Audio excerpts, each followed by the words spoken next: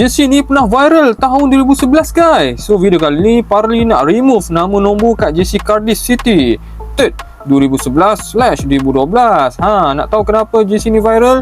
Jersey ni viral sebab Tan Sri Vincent Tan, iaitu rakyat Malaysia yang pertama jadi owner club daripada Wales ini. Yang menariknya bagi Parley, jersey 3rd ni kalau korang perasan dia ada design, bukan dia ada design, dia pakai design warna harimau Malaya.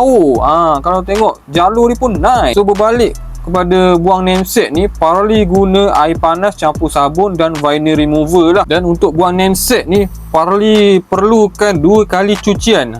Sebab first kita cuci tu masih ada lagi gum namesake dekat baju.